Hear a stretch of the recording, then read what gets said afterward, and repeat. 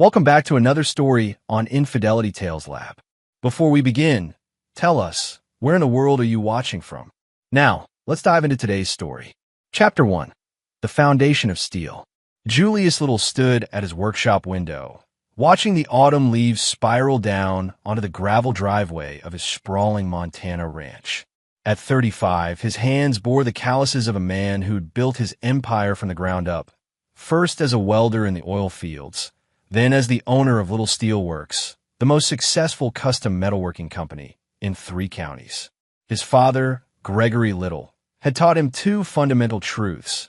Trust was earned in drops and lost in buckets, and a man's word was his bond until someone broke theirs first. The workshop behind him housed not just industrial equipment, but specialized tools most people would never recognize. Julius had always been methodical, precise, qualities that serve him well in business and would serve him even better in other pursuits.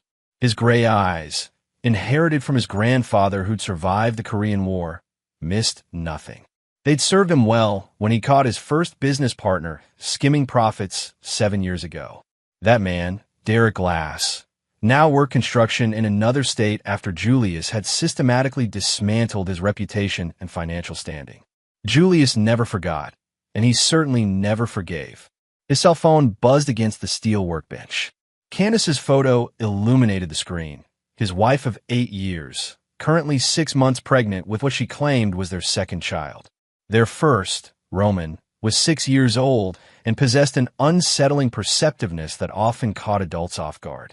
The boy had his father's eyes and his grandfather's instincts. "Hey, beautiful," Julius answered, though something in his gut had been churning for months. "Julius, I'm at the clinic for my regular checkup. Dr. Miranda wants to discuss the due date. Seems like the baby might come earlier than expected." Her voice carried that particular strain he'd been noticing lately, the kind that came when someone was managing multiple stories. "I'll be there in 20 minutes. Julius ended the call and walked to his gun safe, retrieving a small digital recorder he'd purchased months ago. His instincts, honed by years of dealing with suppliers who tried to shortchange him and employees who thought they could steal from him, had been screaming warnings about his wife's behavior. The late-night phone calls she claimed were from her sister Margaret in Denver. The new clothes and lingerie she said were gifts from friends. The way she'd started showering immediately after coming home from her book club meetings. Julius had learned long ago that when something felt wrong, it usually was. His father had discovered his own wife's affair when Julius was 12, and the lesson had been brutal. Gregory Little had methodically destroyed the man who'd touched his wife and then divorced her without a penny of alimony. "Son," his father had said, "forgiveness is for the weak. Justice is for men like us." As Julius drove toward town, his mind cataloged the inconsistencies in Candace's recent behavior. The supposed book club that met on Tuesday nights. Julius had driven by the location once and found it empty. The new expensive handbag she claimed to have bought with money from selling her grandmother's jewelry that was still in their bedroom safe. The way she'd started arguments over trivial matters, as if she were trying to create distance between them. But what bothered him most was how she'd been treating Roman lately. His son had always been close to his mother, but recently the boy had been watching her with the same analytical intensity Julius recognized in himself. Children, Julius knew, often saw truths that adults worked hard to hide. Dr. Pauline Miranda's office sat in the medical complex downtown, and Julius arrived to find Candace already in the waiting room, scrolling through her phone with nervous energy. She looked up as he entered, and for just a moment, he saw something flicker across her face. Guilt, perhaps, or fear. "The appointment isn't for another 10 minutes, she said, standing to embrace him. Her perfume was different again, something expensive and musky that she'd never worn during their 8 years together.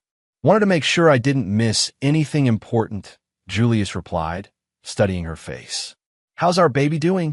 The way she hesitated before answering told him everything he needed to know. Candace Chung had been many things when he'd married her. Ambitious, beautiful, passionate, but she'd never been a good liar. She'd grown up in San Francisco, the daughter of second-generation immigrants who'd built a successful restaurant chain through brutal work and sacrifice. Her parents, Tommy and Lucia Chung, had taught her about family loyalty and hard work, values that had initially attracted Julius to her. Now, watching her fidget with her wedding ring as she avoided his direct gaze, Julius felt the cold calculation that had served him so well in business begin to crystallize around his heart. If his suspicions were correct, if Candace had chosen to betray the foundation of their family, then she would learn what happened to people who broke faith with Julius Little. The nurse called them back, and as they walked down the hallway, Julius noticed how Candace's phone buzzed constantly in her purse. She'd started keeping it on silent recently, another red flag in his growing collection. In the examination room, Dr. Miranda's demeanor seemed slightly uncomfortable as she discussed the pregnancy's progression. "Everything looks healthy," the doctor said, avoiding eye contact with Julius. "The baby's development is right on track for the due date we discussed." Julius watched the interplay between his wife and the doctor, noting the subtle communication that seemed to flow between them. When Dr. Miranda mentioned scheduling the next appointment, Candace was quick to suggest a time when Julius will be traveling for business, another piece of the puzzle falling into place. Driving home, Julius made his decision. Tomorrow, he would begin the systematic investigation that would either confirm his suspicions or put his mind at ease.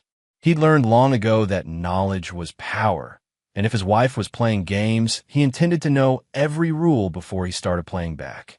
That evening, as they sat down for dinner with Roman, Julius studied his family with new eyes. His son picked at his food, glancing between his parents with an expression far too mature for a 6-year-old. Candace chattered nervously about her day, filling silences that had never existed before. "Dad," Roman said suddenly, "can I ask you something?" "Always, son. If someone was lying to you, would you want to know?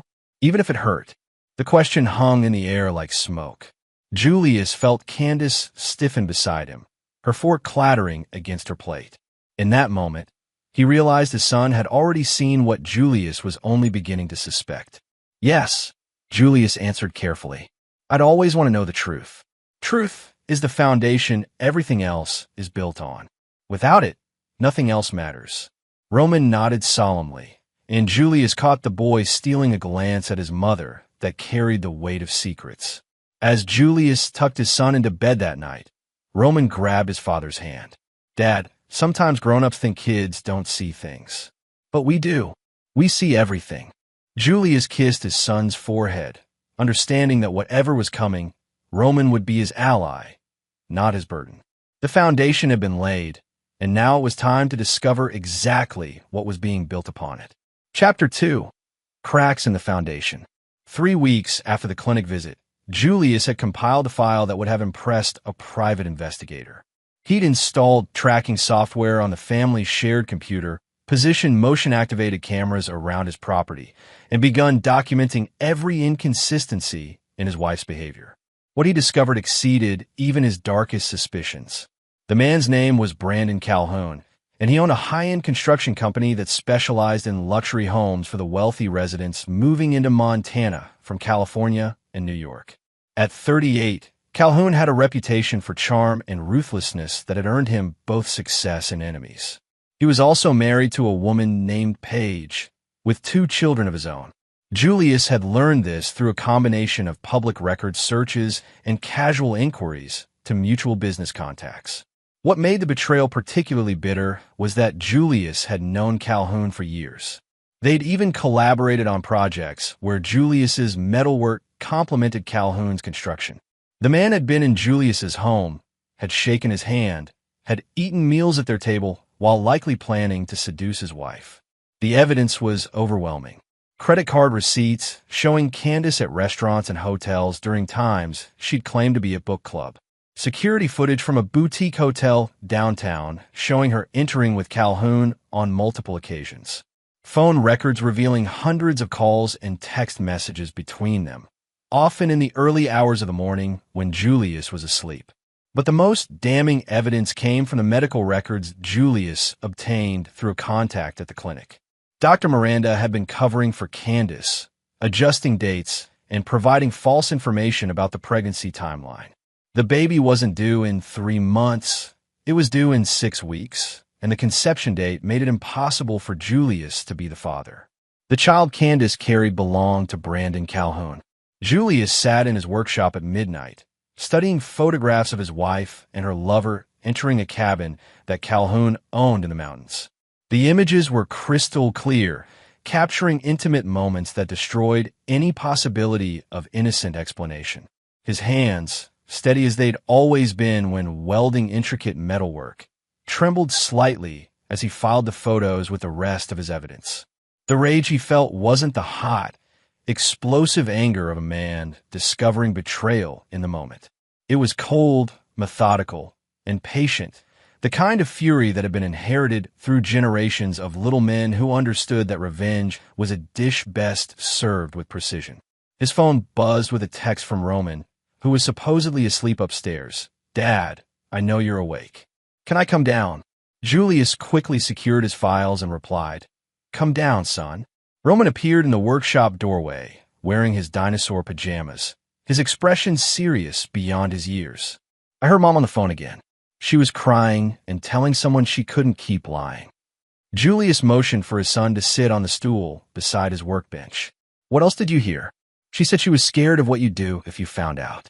And she said something about the baby not being." Roman paused, struggling with words too adult for his vocabulary. "She said the baby doesn't belong to you." The confirmation from his son's lips should have hurt more, but Julius felt only the cold clarity that came with having his suspicions validated. He wrapped an arm around Roman's shoulders. "Son, what your mother is doing is called betrayal. It's when someone breaks the trust that families are built on. Do you understand?" Roman nodded. "Like when Tommy Thompson at school promised he wouldn't tell anyone my secret, but then he told everyone anyway?" "Exactly like that, but much worse. When adults betray each other, especially in families, it breaks things that can't be fixed. Are you going to divorce her like Grandpa Gregory did with Grandma?" Julius considered his answer carefully. His father's approach had been swift and legal: divorce, custody battles, and financial settlements. But Julius had learned from his father's experience. Gregory Little had let his wife and her lover walk away with their lives intact, merely damaged reputations and empty bank accounts. Julius intended to be more thorough. "Son, your mother made choices that hurt our family. She chose to be with another man while carrying his baby and lying to us about it. Those choices have consequences." "What kind of consequences?" Julius studied his son's face, seeing in it the same cold intelligence that had served the little family for generations. The kind that makes sure she never hurts anyone else the way she hurt us.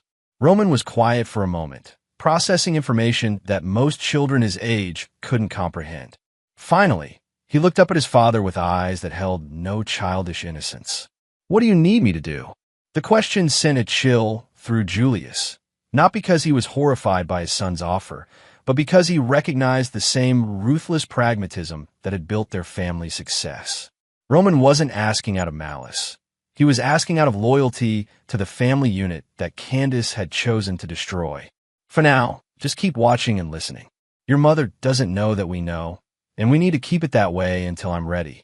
"Ready for what?" Julius looked around his workshop, taking in the industrial equipment, the specialized tools, and the soundproof walls he'd installed for noise reduction. Everything a man might need to solve problems that couldn't be handled through conventional means. "Ready to make sure justice is served, son. The kind of justice that ensures some mistakes are never repeated." Over the following days, Julius refined his plan with a methodical precision that had made him successful in business. He studied Brandon Calhoun's routines, identifying patterns and vulnerabilities. He researched Paige Calhoun, Brandon's wife, learning about her schedule and habits. He quietly liquidated assets, moving money into accounts that couldn't be easily traced. Most importantly, he began preparing his workshop for activities that went far beyond metalworking. Candace, meanwhile, continued her charade with increasing desperation. Her book club meetings became more frequent, and her lies more elaborate. She started arguments over minor issues, perhaps trying to justify her infidelity by painting Julius as an inattentive husband. She spoke more frequently about how confined she felt on the ranch, how she missed the excitement of city life. Each lie, each manufactured argument, Each moment of false affection added fuel to the cold fire burning in Julius's chest. She'd had countless opportunities to confess, to end the deception, to show some semblance of remorse. Instead, she doubled down on her betrayal, even going so far as to plan a baby shower for what she continued to claim was Julius's child. The breaking point came when Julius discovered that Candace and Brandon had been discussing their future together. Text messages between them revealed plans for Candace to leave Julius after the baby was born, taking Roman and seeking a generous divorce settlement that would fund their new life together. They'd even discussed how to manipulate the custody proceedings to ensure Julius had minimal contact with Roman. That night, Julius sat in his workshop making final preparations. Tomorrow would be the day that Candace went to the hospital for what she thought would be a routine checkup, but what Dr. Miranda had privately confirmed would likely result in early labor.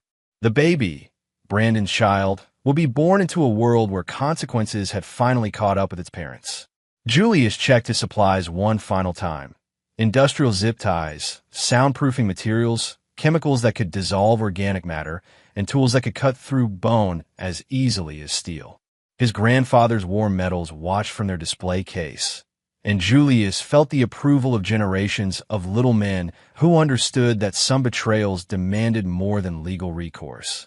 Roman appeared in the doorway, somehow knowing that his father needed him without being called. "Is it time, Dad?" Julius looked at his son, truly looked at him, and saw not the child he'd been protecting, but the young man he was becoming.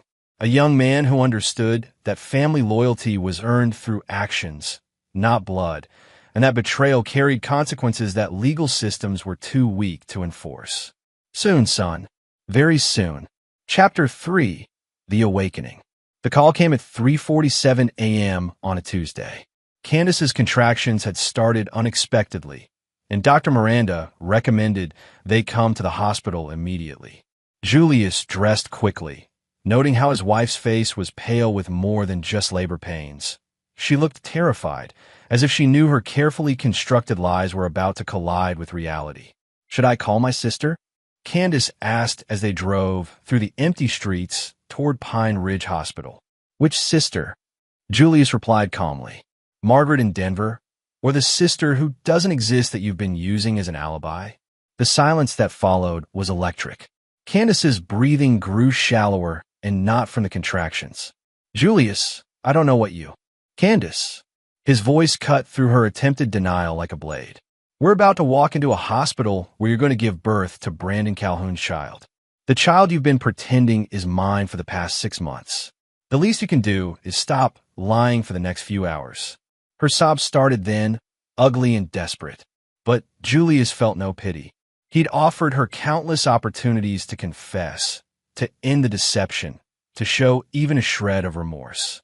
Instead, she continued lying even as her body prepared to deliver the ultimate proof of her betrayal. At the hospital, the medical staff moved with practiced efficiency. Julius played the part of the concerned husband, holding Candace's hand during contractions while she whispered frantic apologies between waves of pain. Dr. Miranda avoided his eyes, clearly aware that her role in the deception had been discovered. "Julius, please," Candace gasped as another contraction peaked. "Let me explain. It wasn't supposed to happen. Brandon and I, we never meant for it to go this far." "How far did you mean for it to go?" Julius asked conversationally. "Just the affair, or were you planning to tell me eventually that you were leaving me for him? Maybe after you'd secured a favorable divorce settlement?" Her shocked expression confirmed that he'd accurately reconstructed their plans. During the brief respite between contractions, Julius leaned close to her ear. "I know about the cabin. I know about the hotel meetings. I know about the text messages discussing our future custody arrangements. I know about the plans you and Brandon made to start a new life with my money and my son." "How could you know?" "Because I'm not the trusting fool you apparently thought you married. I'm a little Candace. We don't forgive and we don't forget. We collect evidence and then we act." The labor progressed rapidly, and by dawn, Brandon Calhoun's son had entered the world. The baby's features left no doubt about paternity. He had Brandon's distinctive cleft chin and eye shape. Dr. Miranda's discomfort was palpable as she avoided making any comments about family resemblance. Julius called Roman from the hospital corridor. "Son, it's time for our visit. Bring the bag we prepared. Is Mom sleeping? She will be soon." The doctors gave her medication for the pain. An hour later, Roman arrived at the hospital carrying a small overnight bag. His expression was solemn as they walked toward Candace's room. Through the window, they could see her sleeping peacefully, the baby in a bassinet beside her bed. "She looks so tired," Roman observed.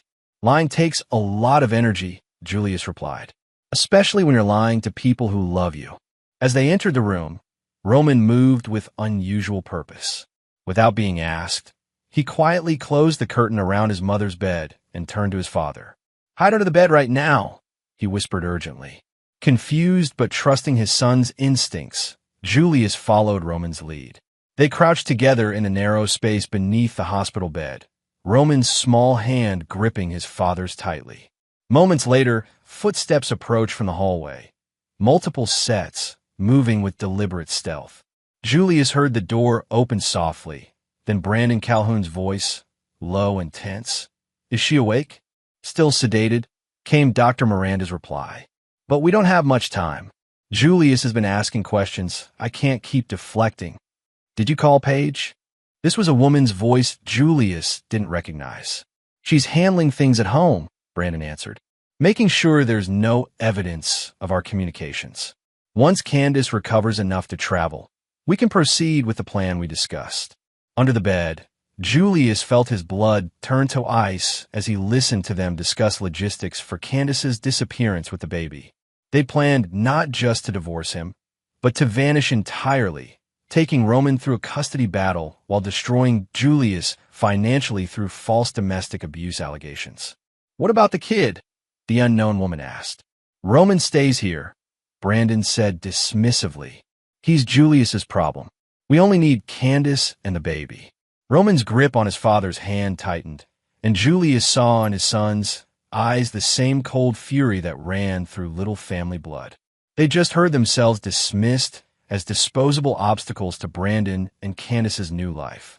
The conversation continued for several more minutes, covering details about fake identification documents, offshore accounts, and a planned route through Canada to a new life in Europe.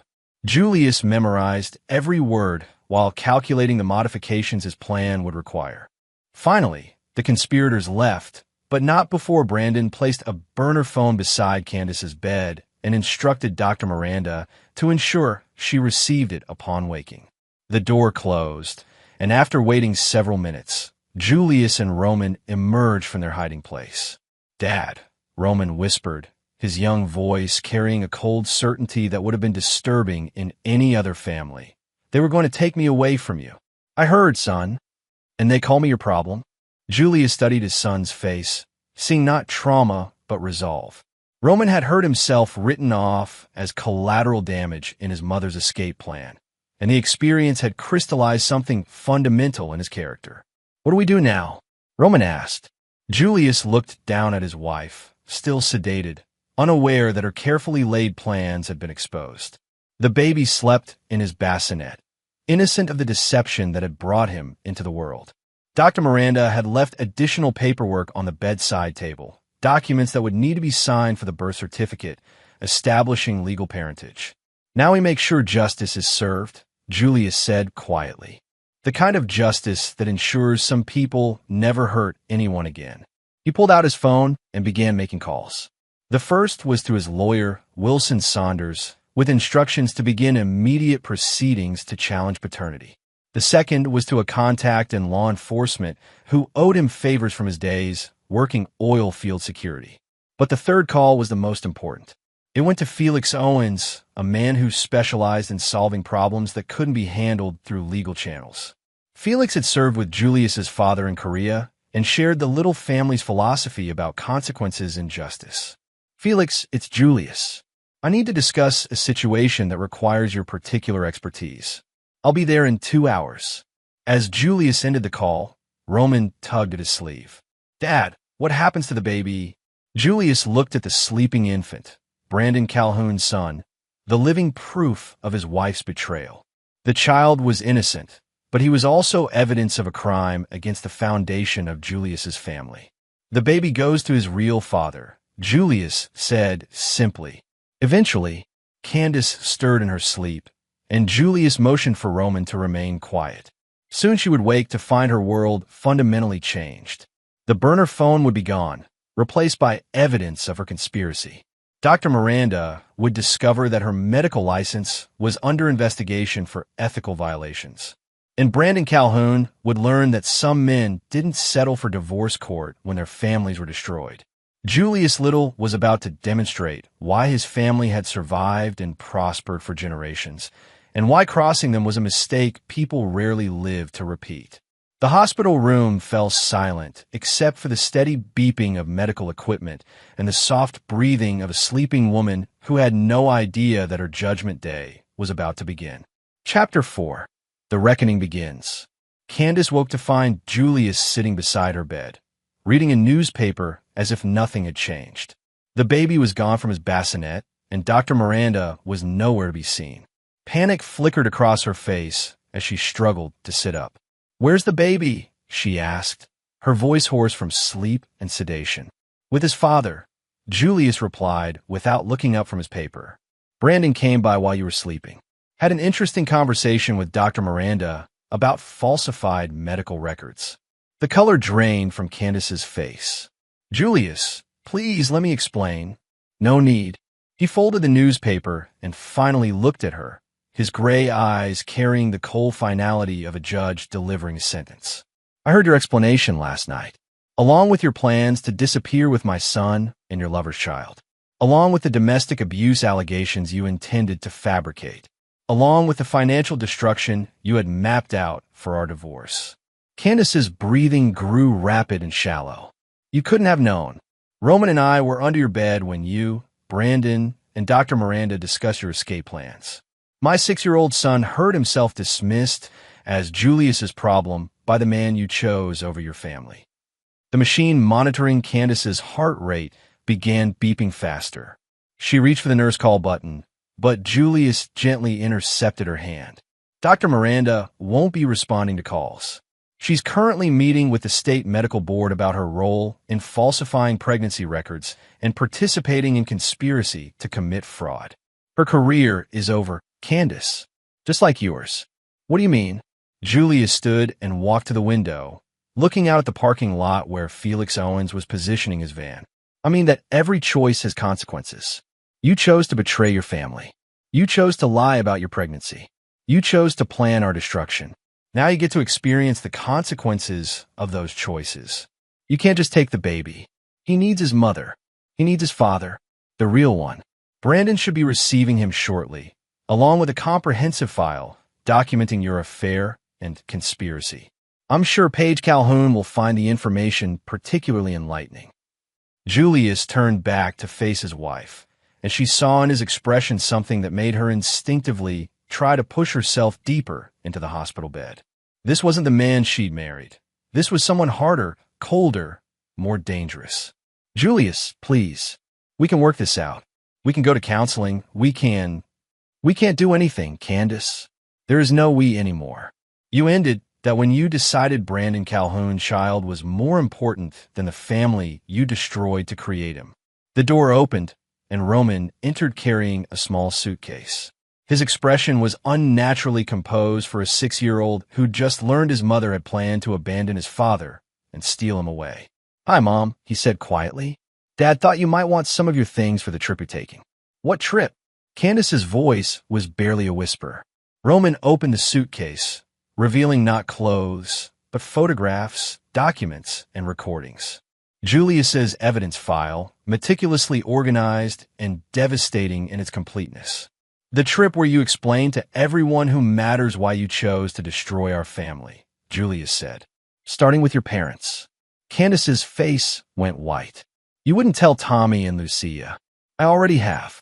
They're flying in from San Francisco this afternoon. They're very interested in learning why their daughter chose to humiliate her family and abandon her son."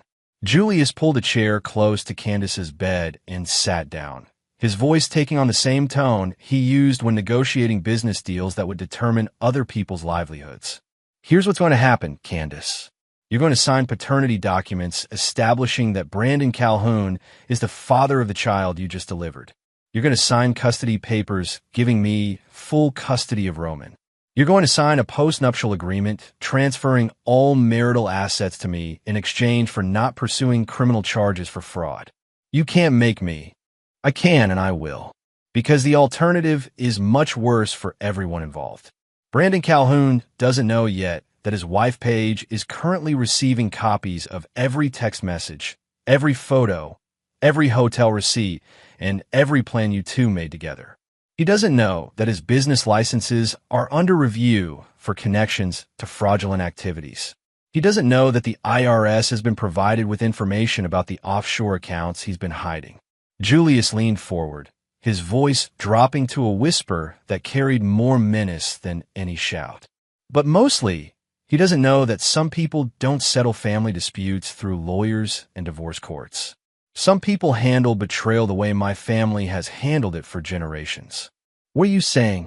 Roman, still standing by the window, spoke up in his clear, young voice. Dad saying that bad people who hurt families don't get to just walk away and start over. They get stopped. The coldness in his son's words sent a chill through Julius, not because he disapproved, but because he recognized the birth of something that would serve Roman well in a world where weakness invited victimization. Candace, Julius continued, you have one opportunity to minimize the damage you've caused. Sign the papers, accept the consequences of your choices, and disappear from our lives. In exchange, Brandon gets to live long enough to regret his part in this. You're threatening to kill him? I'm explaining that some betrayals carry consequences that go beyond financial settlements and custody arrangements. Brandon touched my wife, planned to steal my son, and conspired to destroy my life. In some parts of the world, in some families, that carries a death sentence. Julius stood and moved toward the door. You have 2 hours to decide, Candace. Sign the papers and accept exile, or force me to solve this problem using methods that won't leave you any choices at all. What about the baby? You can't just. The baby goes to his father, who's about to learn what it feels like to have his world destroyed by consequences he never saw coming. After that, nature will take its course. As Julius reached for the door handle, Candace called out desperately, and if I sign everything? If I do what you want? Julius paused without turning around. Then you get to live with the knowledge that you destroyed your family for a man who's about to discover that betraying Julius Little was the last mistake he'll ever make. The door closed behind father and son, leaving Candace alone with the documents that would seal her fate and the growing understanding that she'd underestimated the man she'd chosen to betray. Outside, Felix Owens waited with tools and expertise that would ensure Brandon Calhoun's lesson and consequences would be both thorough and permanent. The reckoning had begun, and Julius Little was just getting started. Chapter 5. The Trap Springs. Felix Owens studied the photographs Julius had spread across the workshop table. At 62, Felix moved with the careful economy of a man who'd spent decades making problems disappear. His scarred hands traced the images of Brandon Calhoun's daily routines. His morning jog through the hills behind his house, his lunch meetings at the Timber Creek Cafe, his evening visits to a private gym outside town. Clean habits, Felix observed. Predictable schedule. The kind of man who thinks success makes him untouchable. He's about to learn otherwise, Julius replied, watching Roman organize surveillance equipment with the methodical precision of a much older person. What's our timeline? Candace signed the papers this morning. Brandon's wife Paige received her care package an hour ago. Photos, bank records, text messages, hotel receipts. She threw him out before noon. He's currently at the Riverside Motel, room 237, drinking himself into self-pity. Julius nodded. Brandon's world was collapsing according to plan, but that was only the beginning.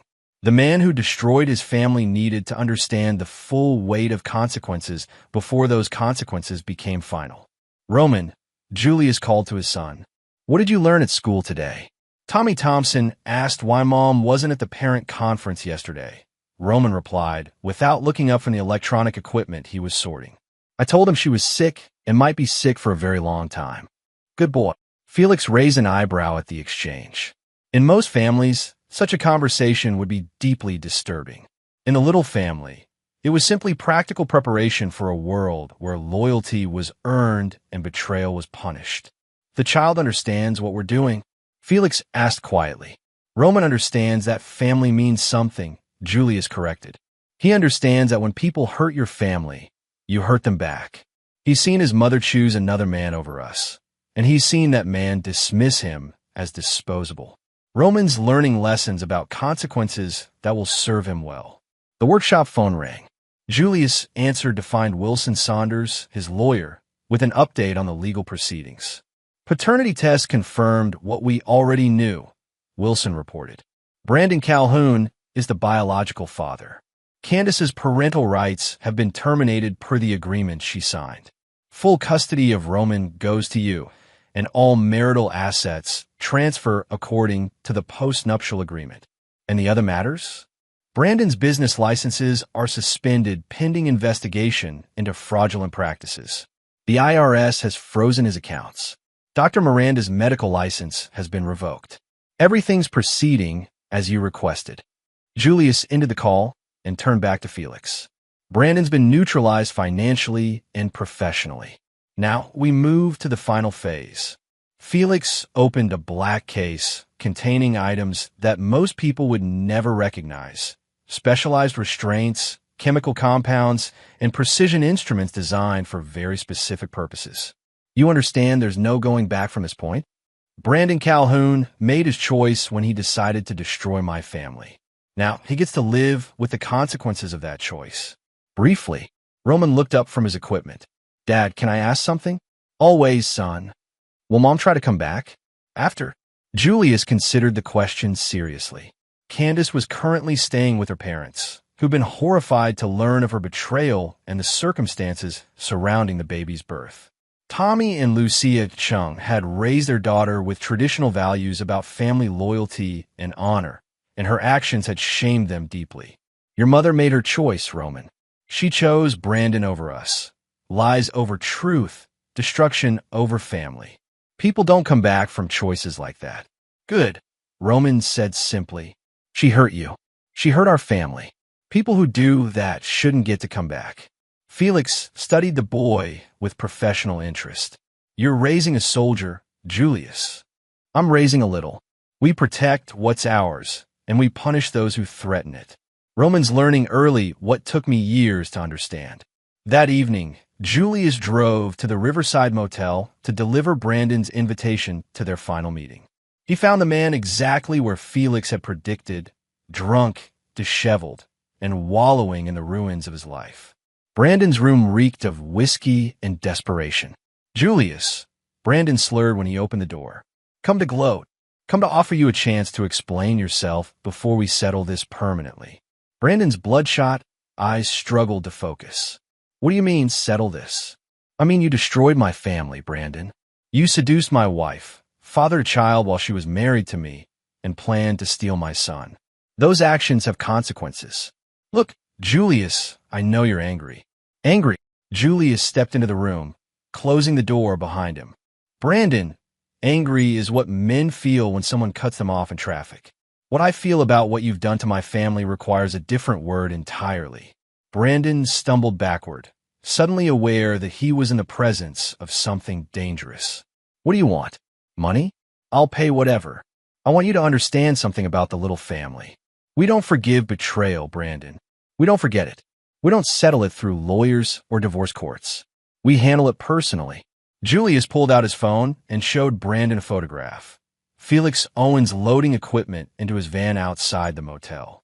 You're going to come with me tonight, Brandon. You're going to explain to my son why you thought it was acceptable to destroy his family. You're going to apologize for the pain you've caused. And then you're going to face the consequences of your actions. You can't just. I can and I will. Because some betrayals demand more than legal punishment. Some betrayals require justice that the courts are too civilized to provide.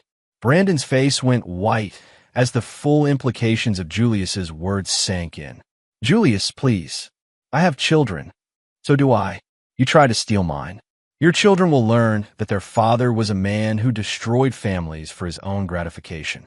That's the legacy you chose for them. Julius pulled zip ties from his pocket, industrial-grade restraints that had served him well in various business negotiations where standard contracts weren't sufficient. You can come voluntarily, or Felix can come up here and assist you. Either way, you're coming. The only question is how much dignity you retain in the process. Brandon looked around the motel room as if searching for escape routes, but Julius had positioned himself between the door and his target. The window faced a 3-story drop onto concrete. There was nowhere to run. What are you going to do to me? I'm going to teach you what happens to men who think they can destroy Julius Little's family and walk away. It's a lesson you'll only need once, because you won't be around to forget it. 20 minutes later, Brandon Calhoun was secured in the back of Felix's van, heading toward a workshop where justice would be served with the same precision Julius brought to his metalwork. The tools were ready, the soundproofing was adequate, and Roman was waiting to see what happened to people who hurt their family. The trap had closed completely, and Brandon was about to discover that some mistakes carried consequences that lasted exactly as long as the person who made them. Chapter 6: The Price of Betrayal. The workshop had been transformed into something that would have made Julius's grandfather proud. Military precision met industrial capability, creating an environment where justice could be dispensed without interference from neighbors or authorities. Roman sat on a stool near the workbench, his expression calm as Felix and Julius secured Brandon Calhoun to a steel chair that had been welded to the floor specifically for this purpose. Brandon's eyes darted around the space, taking in details that painted a picture of his immediate future: soundproof walls, drain systems in the concrete floor, tools arranged with surgical precision. He was no longer drunk. Terror had burned the alcohol from his system, leaving him with crystal-clear awareness of his situation. "Julius, please," he whispered, testing the restraints that held him. "This is insane. You can't just—" "I can't what, Brandon?" Julius pulled up a chair and sat facing his prisoner. "I can't hold you accountable for destroying my family. I can't make you face consequences for your actions." "According to who?" Felix moved around the edges of the space, checking equipment and preparing instruments with the methodical care of a craftsman about to begin important work. Roman watched everything with the focused attention of a student learning valuable lessons. "Dad," Roman said quietly, "should I ask him about the plans they made? About taking me away from you?" Julius nodded. "Go ahead, son." Brandon should explain his thinking to the person he was planning to hurt. Roman slid off his stool and approached Brandon with the direct simplicity that only children possess. "Why did you want to take me away from my dad?" Brandon stared at the 6-year-old, struggling to comprehend how he'd arrived at a moment where a child was interrogating him about family destruction. We never meant to hurt you, Roman. Your mother and we just fell in love." "That's a lie," Roman interrupted with matter-of-fact certainty. "Love doesn't hurt families. Love protects them. What you and Mom did wasn't love. It was selfishness." The child's words carried a weight that seemed to crush something inside Brandon. He looked from Roman to Julius, seeing in both faces the same cold judgment. "Roman's right," Julius said. "What you and Candace called love was actually just selfishness and lust. You wanted what you wanted, and you didn't care who got hurt. You didn't care about my marriage, my family, or my son's well-being. You just took what you wanted and made plans to take more. You were going to steal my son and use him as leverage in a custody battle while you and my wife started new life with my money," Julius finished. "We heard your conversation at the hospital, Brandon. We know exactly what you were planning." Felix approached with a small device that looked like a cross between a soldering iron and a medical instrument. "Julius, we should begin. Dawn comes early, and we have disposal considerations." Brandon's breathing became rapid and shallow. "Disposal? Jesus Christ, Julius, you can't be serious about this. It's murder. You'll go to prison. Roman will grow up without a father. Roman will grow up knowing that his father protected their family," Julius corrected. "He'll know that when someone threatens what's ours, we respond with decisive action. He'll learn that justice isn't always delivered by courts and lawyers. This isn't justice, it's revenge. The difference, Roman said in his clear young voice, is that justice makes sure bad people can't hurt anyone else. Revenge just makes them sorry. Dad's doing justice. Julius felt a surge of pride at his son's understanding. The boy grasped concepts that most adults struggled with. The difference between punishment and prevention, between legal consequences and effective ones. Brandon, Julius said, you're going to answer some questions before we proceed. First, did you ever consider what your actions would do to Roman? Yes, but wrong answer. Felix's device made a soft humming sound as it approached Brandon's left hand. Try again. Brandon screamed as the instrument made contact with his fingers, the smell of burning flesh filling the workshop. Roman watched without flinching, absorbing lessons about consequences that would shape his character for life. Did you consider what your actions would do to Roman? Julius repeated. No, Brandon gasped. No, I never thought about him. I only thought about Candace and myself. I'm sorry. Better. Second question. When you and Candace planned to disappear with the baby, what did you intend to do about Roman? We were going to fight for custody. We thought. Felix's device moved to Brandon's right hand, producing another scream that the soundproof walls contained perfectly. What did you intend to do about Roman? Use him. We were going to use him to hurt you financially through child support and custody battles. We were going to make you pay for everything while keeping him away from you as much as possible. Julius nodded approvingly. Honesty. Third question. If you had succeeded in your plans, would you have stopped there, or would you have continued destroying lives whenever it suited your purposes? Brandon looked around the workshop desperately, understanding that his answer would determine how much longer this session lasted. I would have stopped. Julius, I swear. Wrong. Julius stood and nodded to Felix. People like you don't stop, Brandon. You would have continued taking what you wanted from whoever was weak enough to let you. You would have raised my wife's child to think that destroying families was acceptable behavior. You would have made Roman believe that his father was a man who could be victimized without consequences. Felix moved to more sensitive areas, and Brandon's screams echoed off the workshop walls. Roman pulled out a small notebook and began writing, documenting the session with the thoroughness of a good student. What are you writing, son? Julius asked during a pause in the proceedings. A list of what we learned about bad people, Roman replied. So I'll remember how to recognize them when I'm older. Julius reviewed his son's notes, impressed by the analytical thinking they demonstrated. Roman was learning to categorize threats, identify patterns of behavior, and understand the relationship between actions and consequences. These were skills that would serve him well in a world where predators often disguise themselves as ordinary people. The session continued for another hour, with Brandon providing detailed confessions about his plans, his motivations, and his complete disregard for the damage he'd intended to cause. Felix's expertise ensured that every answer was truthful and that Brandon's understanding of consequences was thorough and lasting. Finally, Julius called a halt to the educational portion of the evening. Brandon hung in his restraints, barely conscious but fully aware of his situation. Brandon, Julius said, you destroyed my family for your own gratification. You planned to steal my son and my money. You showed no regard for anyone but yourself. Do you understand why those choices require permanent consequences? Brandon could barely whisper his response. Yes. Good. Roman, do you have any final questions for Mr. Calhoun? Roman approached the broken man in the chair, studying him with clinical interest. Did you think my dad would just let you hurt us? I thought he would use lawyers. I thought he would follow the rules. Whose rules? Roman asked. The rules that let bad people hurt families and then escape? Dad doesn't follow those rules. He follows better ones. Roman returned to his stool, satisfied with the answers he'd received. Julius checked his watch, 4:30 a.m. Dawn was still an hour away, providing sufficient time for final disposal before the ranch became active with morning routines. Felix, Julius said, let's finish this. Roman, would you like to participate in the final lesson? Roman slid off his stool and joined his father beside Brandon's chair.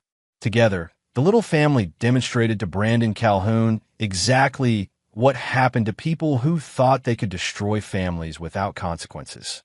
By sunrise, Brandon had learned his final lesson, and Julius had ensured that his son understood the most important truth of their family legacy. Loyalty was sacred, betrayal was unforgivable, and justice was something you delivered personally when the system was too weak to do it for you. The workshop was cleaned and returned to its normal appearance, ready for another day of legitimate metalwork. Brandon Calhoun's remains would never be found, but his disappearance would serve as a lesson to anyone else who might consider targeting the little family. Roman helped his father prepare breakfast, chatting about school projects and upcoming activities as if the night's work had been just another family bonding experience, which in many ways it had been. Chapter 7. The New Order.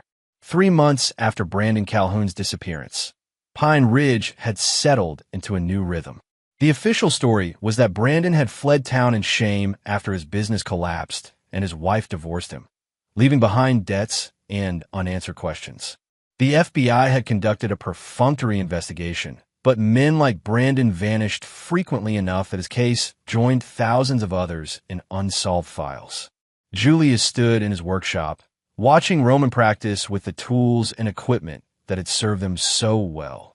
At 6 years old, his son displayed a natural aptitude for precision work and an understanding of consequences that would have disturbed most parents. For Julius, it was simply evidence that the little family traits were breeding true. "Dad," Roman said, carefully adjusting a clamp on the workbench. Mrs. Baker asked about Mom again today. She wanted to know when she was coming back from her family emergency. "What did you tell her?" "That Mom had to go away to think about the choices she made, and that some choices change everything forever." Julius nodded approvingly. Roman had developed his own way of explaining complex situations that satisfied adult curiosity without revealing family business. The boy was learning diplomacy alongside more direct problem-solving methods. Candace had indeed gone away, taking her newborn son to live with distant relatives in Oregon. The shame of her exposure had driven her from Montana entirely, and the legal documents she'd signed ensured she would never return to claim any part of the life she destroyed. Her parents, Tommy and Lucia Chung, had disowned her completely after learning the full extent of her betrayal. "How do you feel about Mom being gone?" Julius asked, continuing to test his son's emotional development. Roman considered the question with his characteristic seriousness. "I miss who I thought she was, but I don't miss the person who lied to us and wanted to hurt our family." "Does that make sense?"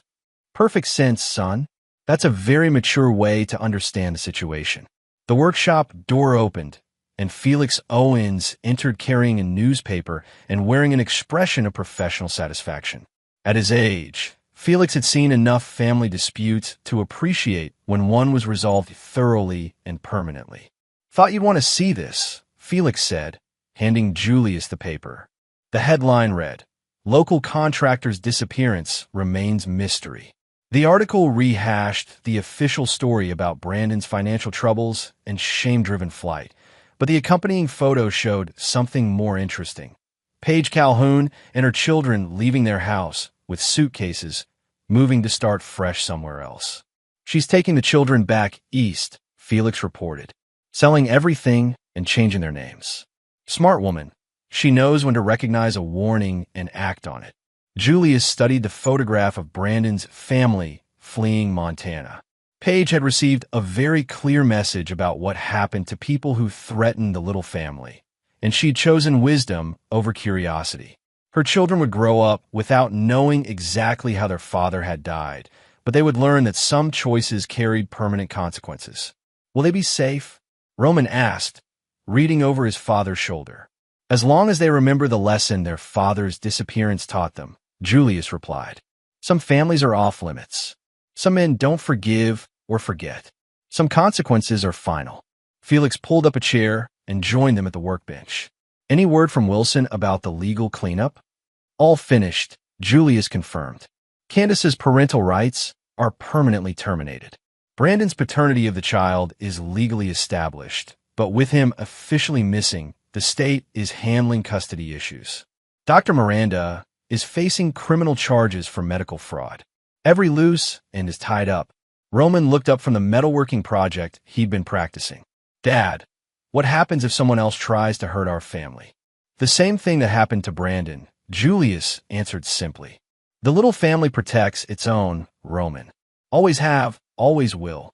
That's a responsibility you'll carry when you're older. I understand. Roman returned to his work, but Julius could see the wheels turning in his son's mind. The boy was already thinking like a little, identifying potential threats, planning responses, understanding that true security came from the willingness to act decisively when threatened. The phone rang, and Julius answered to find an unexpected caller. Margaret Haley, Candace's sister from Denver. The real one, not the fictional sister Candace had used as an alibi. Julius, I'm calling about Candace. Our parents told me what happened, and I wanted to apologize for my sister's behavior. That's kind of you, Margaret, but unnecessary. Candace made her choices. I know, but I wanted you to understand that what she did doesn't represent our family's values. We were raised better than that. Julius appreciated the gesture, but he'd already moved past the need for external validation. Margaret, your sister chose to destroy our family for temporary gratification. She got exactly what her choices earned her. Nothing more, nothing less. What about the baby? Candace won't tell anyone where Brandon is or how to reach him. Brandon's whereabouts are no longer a concern, Julius said carefully. The baby is being cared for appropriately through proper channels. There was a long pause before Margaret spoke again. Julius, there are rumors, people saying Brandon didn't just leave town voluntarily. People say a lot of things, Margaret. Most of them are just gossip and speculation. But if someone hurt him, if something happened to him because of what he did with Candace. Julius's voice took on the cold precision that Roman had learned to recognize as a warning. Margaret, some questions are better left unasked. Some answers are better left unknown. Brandon Calhoun made choices that carry consequences. Anyone else who makes similar choices will discover similar consequences. The call ended with Margaret understanding exactly what kind of family she'd nearly become related to through her sister's marriage. The little family's reputation was spreading, ensuring that future threats would think twice before targeting them. That evening, Julius and Roman sat on the ranch's front porch, watching the sun set over the mountains. Roman had grown noticeably in the months since his mother's betrayal, not just physically, but in confidence and understanding. He carried himself like a young man who knew his worth and understood his heritage. Dad, Roman said, when I grow up, will I be as strong as you? Stronger, son.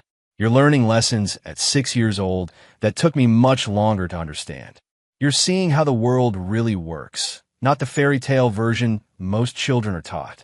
What's the most important lesson? Julius considered the question carefully. Roman was ready for truth that most adults couldn't handle, but he was still young enough to absorb it completely. The most important lesson is that family is everything, Roman. Not blood, real family. The people who would sacrifice anything to protect you, and who you would sacrifice anything to protect. Everything else is just convenience and temporary arrangement. Roman nodded solemnly, like how Mom wasn't really family anymore when she chose Brandon over us. Exactly. Real family doesn't betray each other. Real family doesn't plan to hurt each other for personal gain. Real family stands together against threats, no matter what form those threats take. As darkness settled over the ranch, Julius felt a deep satisfaction with the lessons his son was learning. Roman would grow up understanding that the world contained predators who disguised themselves as ordinary people, and that true security came from the willingness to identify and eliminate threats before they could cause damage. The little family legacy was secure in hands that would prove even more capable than those that had come before. And anyone foolish enough to test that legacy would discover, as Brandon Calhoun had discovered, that some families played by rules that ensured their enemies didn't get second chances. Chapter 8. The Final Lesson. 2 years had passed since Brandon Calhoun's disappearance, and Roman Little had grown into a boy who understood the world with unsettling clarity. At 8 years old, He moved through life with the confidence of someone who'd seen consequences delivered personally and knew his family's capacity for protecting what mattered. Julius watched his son practice welding in the workshop, noting how Roman's hands remained steady even when working with dangerous equipment. The boy had inherited more than just the little family's gray eyes. He'd absorbed their understanding of precision, patience, and the absolute necessity of finishing what you started. Perfect bead, Julius observed as Roman completed a joint on a practice piece. Your grandfather would be proud of your technique. Thanks, Dad. Felix says I have good instincts for the work. Felix Owens had become a regular presence at the ranch, ostensibly helping with metalworking projects, but actually serving as Roman's teacher in subjects not covered by traditional education. The boy was learning skills that most people never imagined existed. How to read microexpressions, how to identify weaknesses in people and situations, how to plan operations that left no evidence behind. The workshop phone rang, interrupting their session. Julius answered to find Wilson Saunders with news that would require careful handling. Julius, we have a situation. Candace is back in Montana. Julius felt his blood cool to the temperature that Roman had learned to recognize as dangerous. Where? She's staying at the Pineview Motor Lodge outside town. She's alone, no sign of the child. She's been asking around about you and Roman, claiming she wants to see her son. After 2 years of silence. There's more. She's been talking to people about Brandon's disappearance. She seems to think she knows something about what really happened to him. Julius ended the call and turned to find Roman watching him with alert attention. His son had developed the ability to read situations quickly and accurately, a skill that had proven valuable on multiple occasions. Mom's back, Roman said. It wasn't a question. Yes, she wants to see you. Roman's expression didn't change, but Julius saw the subtle shift in posture that indicated his son was processing threat information. Do I have to see her? What do you think? Roman considered the question with the same analytical approach he brought to welding projects. She made her choice when she left us for Brandon. She doesn't get to change her mind now just because things didn't work out the way she planned. Legally, she has no rights. You belong to me completely, and she's signed documents ensuring that can never change. But she might try to cause problems anyway. What kind of problems? Julius studied his son's face, seeing in it the same cold intelligence that had served their family for generations. Roman was ready for truth that would prepare him for whatever came next. The kind of problems that require permanent solutions. Roman nodded thoughtfully, like Brandon required. Similar situation, similar solution. That evening, Julius drove to the Pineview Motor Lodge to assess the situation personally. He found Candace in a lobby, looking older and worn down by 2 years of consequences. She'd aged more than the time would account for, suggesting that exile hadn't been kind to her. Julius, she said, standing as he approached. Thank you for coming. What do you want, Candace?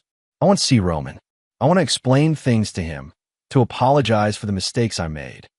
Julius studied his former wife, noting the desperation in her eyes and the careful way she chose her words. She was fishing for information while trying to appear remorseful. Roman doesn't need explanations from someone who planned to steal him from his father. He's learned everything he needs to know about your character. He's my son, too. No, he's not. You signed away any claim to him when you chose Brandon over your family. Roman is a little now, completely and permanently. Candace's facade cracked slightly, revealing the calculation underneath.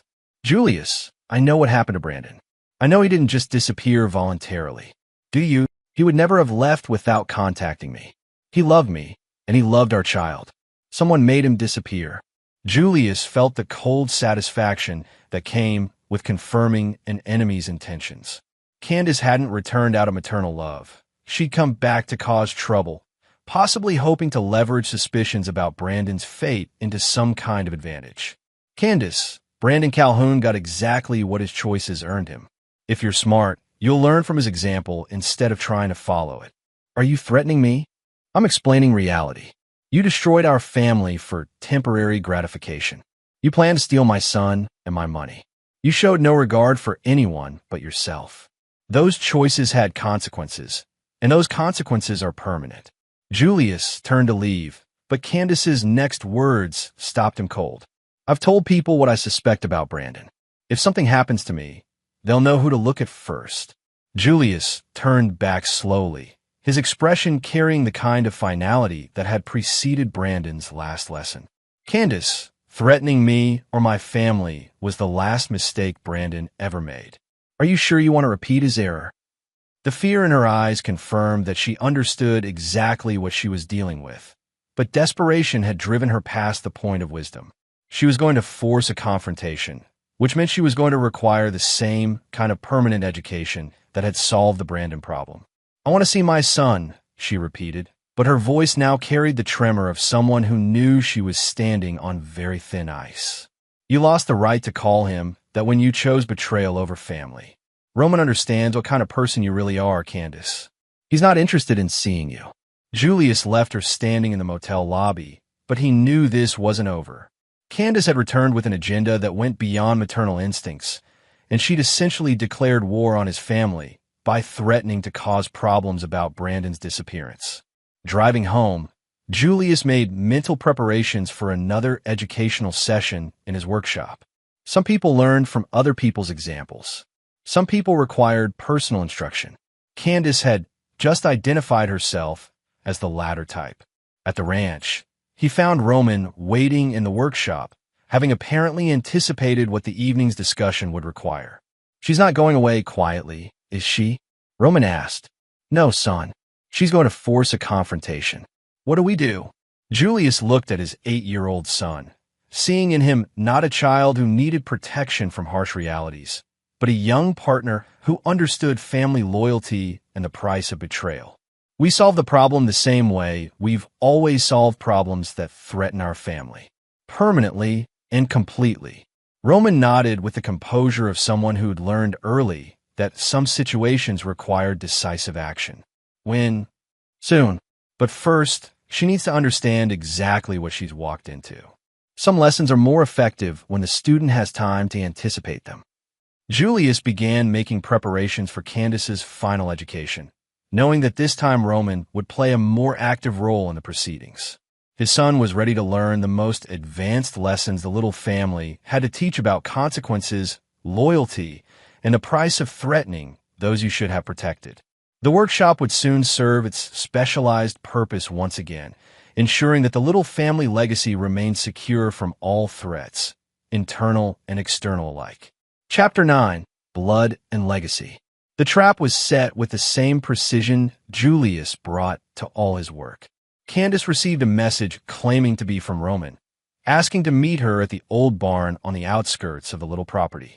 The message expressed a young boy's confusion about his mother's return and his desire to understand why she'd left him. Julius and Roman waited in the barn as evening shadows grew long across the Montana landscape.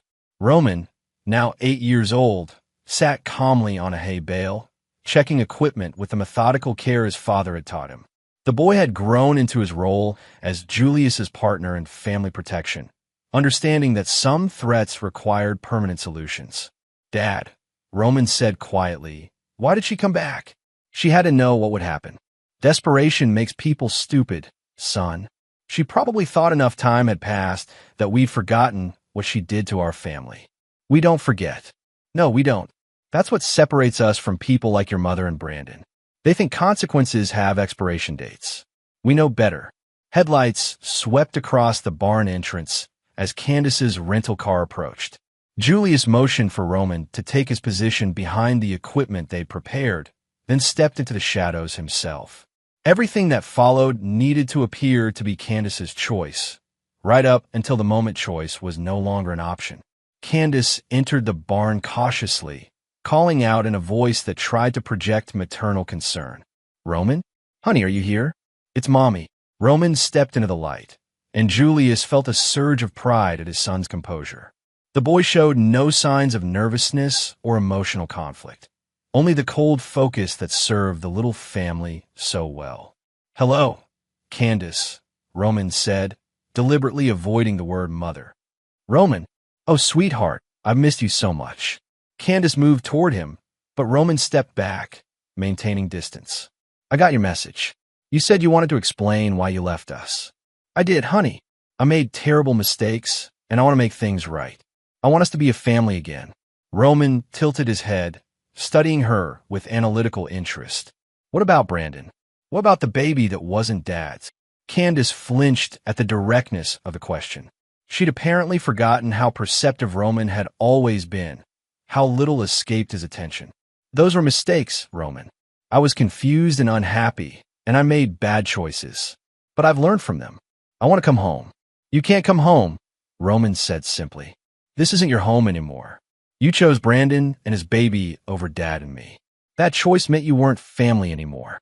Roman, you don't understand. I understand perfectly. You lied to us. You planned to steal me from Dad. You wanted to hurt our family for your own benefit.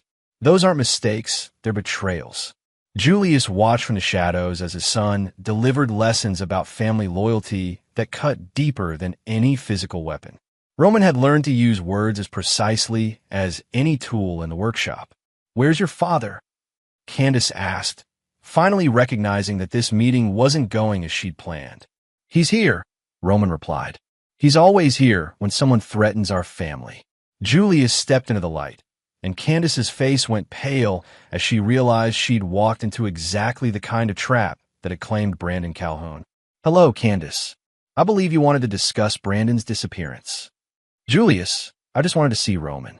I never meant. You meant to threaten my family with suspicions about Brandon's fate. You meant to use those threats to force your way back into a life you'd already destroyed. You meant to hurt us again, just like you did before. Candace backed toward the barn entrance, but Roman had quietly moved to block her escape route. She was trapped between father and son, with nowhere to run and no one to call for help. Please, she whispered. I'll leave. I'll go back to Oregon and never contact you again. I promise. Your promises aren't worth much, Roman observed. You promised to love and honor Dad when you married him. You promised you'd never hurt our family. You promised the baby was his. Why should we believe you now? Julius pulled restraints from behind a hay bale, the same industrial zip ties that had served him so well with Brandon. Candace, you had 2 years to stay away and leave us alone. Instead, you chose to come back and threaten us. That choice has consequences. You can't do this. People know I'm here. If I disappear, people will assume you left town the same way Brandon did. Julius interrupted. Shame has a way of making people run from their problems. Roman approached Candace with the confidence of someone who'd participated in this process before. Candace, you tried to destroy our family. You planned to steal me from Dad. You came back to hurt us again. Do you understand why those choices require permanent consequences? The conversation that followed lasted nearly an hour, with Candace providing detailed confessions about her motivations, her complete disregard for the damage she'd intended to cause, and her lack of genuine remorse for the betrayal she'd committed. Roman took careful notes, documenting the session with the thoroughness his father had taught him. Felix Owens arrived as planned, bringing specialized equipment and decades of expertise in solving family problems permanently. Roman watched the proceedings with the focused attention of an advanced student, absorbing lessons that would serve him well when he inherited full responsibility for protecting the little family legacy. Dad, Roman said during a brief pause in Candace's education, she really thought she could come back and hurt us without consequences. Some people never learn, son. That's why permanent solutions are sometimes necessary. As dawn approached, Julius and Roman completed the final lesson in family loyalty and the price of betrayal. Candace had learned exactly what happened to people who threatened the little family, joining Brandon in whatever afterlife awaited those who chose selfishness over honor. The barn was cleaned and returned to its normal appearance, ready for legitimate agricultural use. Candace's rental car was disposed of through channels that would leave no trace, and her disappearance would be explained by the same shame and desperation that had supposedly driven Brandon away. Later that morning, Julius and Roman sat at their kitchen table, sharing breakfast and discussing plans for the day. Roman had school, Julius had legitimate business to conduct, and life would continue with the peaceful rhythm that came from having eliminated threats to family security. Dad, Roman said over his cereal. "Do you think anyone else would try to hurt our family?" "Probably, son. The world is full of people who think they can take what isn't theirs and hurt people who can't defend themselves. What happens when they try?" Julius smiled, seeing in his 8-year-old son the future guardian of everything the little family had built. They learned the same lessons that Brandon and your mother learned. The little family protects its own, Roman. Always have, always will. Roman nodded with the satisfaction of someone who understood his place in a legacy that stretched back generations and would continue long into the future. He learned that family meant more than blood, that loyalty was earned through actions, and that some betrayals required consequences that courts and lawyers were too civilized to provide. As Julius drove Roman to school that morning, he reflected on the lessons his son had absorbed over the past 2 years. The boy understood concepts that most adults never grasped: the relationship between actions and consequences, the importance of finishing what you started, and the absolute necessity of protecting those who earned your loyalty. Roman would grow up knowing how to identify threats before they could cause damage, how to respond to betrayal with appropriate force, and how to ensure that the little family legacy remained secure for future generations. He would never be the victim that his father had almost become, never trust blindly, never forgive those who proved themselves unworthy of mercy. At the school drop-off, Roman gathered his backpack and homework with the same methodical care he brought to more serious family business. "Have a good day at school, son." "Thanks, Dad. See you tonight." Julius watched his boy walk into the building, carrying himself with the confidence of someone who knew his worth and understood his heritage. Roman little would face the world with tools and knowledge that would serve him well, no matter what challenges arose. The little family legacy was secure in hands that would prove even more capable than those that had come before. And anyone foolish enough to test that legacy would discover, as Brandon and Candace had discovered, that some families played by rules that ensured their enemies didn't survive to threaten them twice. Justice had been served, family honor had been preserved, and the next generation was prepared to carry forward traditions that had kept the little family strong for generations. In a world full of predators and betrayers, that was the only security that truly mattered. The truck pulled away from the school, carrying Julius' little back to his ranch, his workshop, and his life of building things that lasted, including the character of a son who would never make the mistake of trusting those who hadn't earned it, or forgiving those who chose betrayal over loyalty. Some lessons were worth any price to teach properly, and Julius had ensured that another story comes to an end. What did you think? I'd love to hear your thoughts in the comments below. If you enjoy this story, consider joining our community by subscribing. It means the world to us. For more stories like this one, check out the recommended videos on screen, and I'll see you there.